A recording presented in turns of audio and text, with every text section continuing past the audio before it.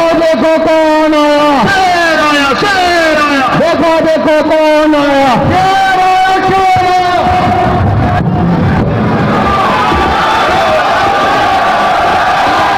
MIM party,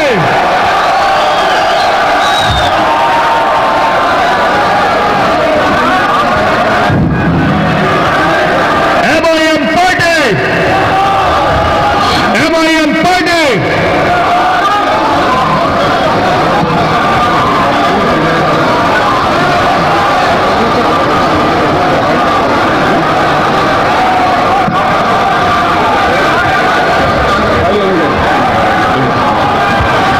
देखो देखो कौन आया, शेर आया, शेर आया। नारे तकबीर,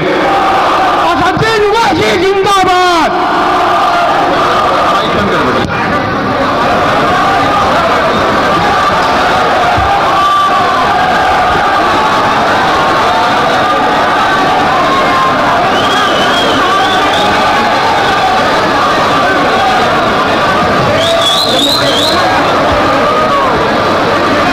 औज़ुबिल्लाहिमिनश्शैतानिर्रजीम,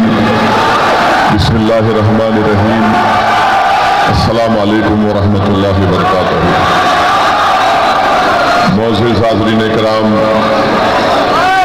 बुज़ुर्गान कौम और मिल्लत, मेरी इज़्ज़तदार और माँ और बहनों, गयूर नौजवान साथियों, शे नशीन बतशरीफ़ फरमा साबिक़ा रुकने पार्लिमान वो इंचार्ज दिल्ली तो महाराष्ट्र के सदर मजलिस इत्तेहादुल मुस्लिमीन मोहतरम जनाब इम्तियाज़ जलील साहब, जनाब हाजी करान साहब, जनाब शादाब साहब, हमारी बहन मोहतरमा शमा अंजुम साहिबा, सलीम सैफी साहब, हाजी बंदू खान साहब, शोएब जामाई साहब जो हमारे दिल्ली प्रदेश के MIM पार्टी के सदर हैं, हाजी मेहरुद्दीन साहब, फखरुद्दीन अंसारी साहब, इकराम साहब, आसिफ साहब, मंजर शोएब साहब, डॉक्टर इरशाद साहब, असगर अंसारी साहब, इमरान खान साहब, मोहतरमा समा नबी साहिबा, अजीज दोस्तों और बुजुर्गों, मैं आपके दरमियान में इसलिए आया हूँ आपसे गुजारिश करने के लिए कि मुस्तफ़ाबाद विधानसभा के लिए मजलिस इत्तेहादुल मुस्लिमीन ने जनाब ताहिर हुसैन साहब को अपना उम्मीदवार नामजद किया है। मेरी आप तमाम से गुजारिश है कि इस आने वाले असेंबली के इलेक्शन में आप तमाम लोग मुत्तहदा तौर पर अपने के वोट का इस्तेमाल करें और दिल्ली की इस विधानसभा में आप अपने इत्तेहाद की ताकत की बुनियाद पर अपनी आवाज़ को भिजाएं। मेरे अजीज दोस्तों और बुजुर्गों, मैं ज़्यादा देर आपके दरमियान में नहीं ठहरूंगा, चंद अहम बातें आपसे कर यहाँ से चले जाऊंगा। आज से 3 दिन पहले, 3 या 4 दिन पहले हमने पार्लियामेंट में हमारे मुल्क के आइन के 75 साल के मुकम्मल होने पर पार्लियामेंट में एक जश्न मनाया गया, खुशी मनाई गई, उस पर बहस भी हुई। मैं आपको बताना जरूरी समझता हूँ कि जब हमारे वतन अजीज का आइन संविधान बन रहा था, उस कॉन्स्टिट्यूएंट असेंबली में जब संविधान बन रहा था तो मौलाना अबुल कलाम आज़ाद ने इस बात का मुतालबा किया कि भारत की सबसे बड़ी अक़लियत मुसलमानों को रिजर्वेशन मिलना चाहिए, और मौलाना ने उन रिजर्वेशन की बात की थी जो पार्टीशन से पहले मुसलमानों को दिया गया था। और जब मौलाना ने इस बात का मुतालबा किया तो सरदार पटेल ने उस वक्त मुस्लिम लीग के बागी रेबल लोग थे, जिसमें आबिद हुसैन और एक मोहतरमा थी उनको सरदार पटेल ने इशारा करके कहा कि तुम इनका जवाब दो, और इन दोनों ने उठकर मौलाना आजाद से कहा कि आप भारत के मुसलमानों को आइसोलेट करना चाहते हैं, अलग थलग करना चाहते हैं, उनको मेन स्ट्रीम में आना चाहिए। मौलाना आजाद ने उस वक्त एक तारीखी जुमला कहा था कि ये भारत की जहां पर संविधान बनाया जा रहा है, ये मेरे लिए एक नया कैद खाना बन गया। मेरे अजीज दोस्तों और बुजुर्गों, 75 साल पहले बाबा साहिब अम्बेडकर ने इस बात को कह दिया कि भारत के अक़लियतों को कभी भी सत्ता में उनको हिस्सेदारी नहीं दी जाएगी, और अगर वो इक़्तिदार में अपने हिस्से का मुतालबा करेंगे तो उन पर एक इल्ज़ाम लगा दिया जाएगा कि ये फ़िरक़ा परस्त हैं, ये फ़िरक़ा परस्ती को फ़रोग़ दे रहे हैं।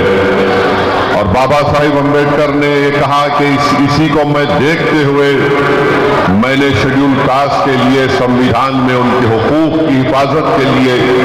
मैंने उसको संविधान में लिखाया। बताइए 75 साल में क्या बदला। लोग आज असदुद्दीन ओवैसी पर इल्जाम तो लगाते हैं भड़काऊ भाषण का, मगर जो बात मौलाना आजाद ने कही थी, आज 75 साल के बाद भी हम इस बात का मुतालबा कर रहे हैं कि हमको रिजर्वेशन मिले, मजहब की बुनियाद पर नहीं, समाजी, इक़्तिसादी और तालीमी पसमानदगी की बुनियाद पर मिले। जब हम इस बात का मुतालबा करते हैं कि हमको हिस्सेदारी दिया जाए तो इल्जाम हम पर यह लगाया जाता है कि तुम फ़िरक़ा परस्ती को फ़रोग़ देना चाहते हो। इल्जाम उस वक्त भी लगा था 75 साल पहले, आज भी लग रहा है। मेरे अजीज दोस्तों, बुजुर्गों, नौजवानों, मेरी इस बात को आप ज़हन नशीन कर लीजिए कि जब मजलिस इस बात का मुतालबा करती है कि मुस्लिम अक़लियत की भी एक लीडरशिप होनी चाहिए, मुस्लिम अक़लियत को भी उनका हिस्सा मिलना चाहिए इक़्तिदार में, तो आज जो लोग मजलिस को गाली देते हैं और इल्ज़ाम लगाते हैं, मुझे उनके इल्ज़ाम की फिक्र नहीं है, क्योंकि यही लोग थे जो 75 साल पहले भी मौलाना आजाद पर इल्ज़ाम लगाए। बल्कि अम्बेडकर ने यह कह दिया था कि जब इस मुल्क की अक़लियत अपने हिस्सेदारी की बात करेगी तो इस मुल्क की अक्सरियत ये कहेगी कि ये फ़िरक़ा परस्ती की और नेशनलिज्म की बात कर देती है। मेरे अजीज दोस्तों और बुजुर्गों, आज फिर आपके पास एक वक्त आया है, आप यहां से मजलिस के उम्मीदवार को कामयाब करिए। ये एक शख्स की कामयाबी नहीं होगी, बल्कि ये आपकी एक सोच की कामयाबी होगी। ये एक शख्स को आप मुत्तहदा तौर पर अपना वोट डालकर कामयाब नहीं करेंगे, बल्कि आप अपनी एक लीडरशिप को मजबूत करेंगे। भारत में सब समाज की लीडरशिप बन सकती है, मगर अगर किसी एक समाज की सियासी लीडरशिप अगर कोई बर्दाश्त नहीं करता तो वो मुसलमानों की सियासी लीडरशिप को कोई बर्दाश्त नहीं कर सकता। मंशा और मकसद एक ही है कि हम गुलामी करते रहें, हम भीख मांगते रहें, हम इक़्तिदार में हिस्से का मुतालबा ना करें, बल्कि आज हमको ये कहा जाता है कि अगर तुम जिंदा हो तो हमारी वजह से हो।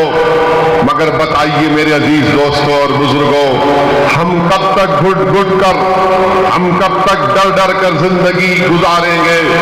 जमहूरियत है, भारत के आईन के मुताबिक, संविधान के मुताबिक हम सब तमाम बराबर हैं, हम इंसान हैं, और जिस तरह हर किसी को अपने समाज की लीडरशिप बनाने का काबिल है, उसी तरह भारत के मुसलमानों को भी अपनी लीडरशिप बनाने का इख्तियार हासिल है। लोग बार बार कहती हैं कि मजलिस जिस चीज की बात करती है उससे बीजेपी को फायदा होगा। मैं उन लोगों से पूछना चाह रहा हूं, बता बताओ, हम क्या दुनिया में इसलिए पैदा हुए कि तुमको जिताएं, तुमको कामयाब करें और हम वोट तुमको डालें और तुम बीजेपी को रोक नहीं पाते हो। बीजेपी इख्तिदार पर दोबारा आ जाती है। याद रखिए, भारत के मुसलमानों को इस बात का फैसला करना है कि आप कब तक नाम निहाद सेकुलर पार्टियों के झोली में अपना वोट डालेंगे। बीजेपी को जो रोक नहीं पाते, मैंने उस वक्त भी पार्लियामेंट में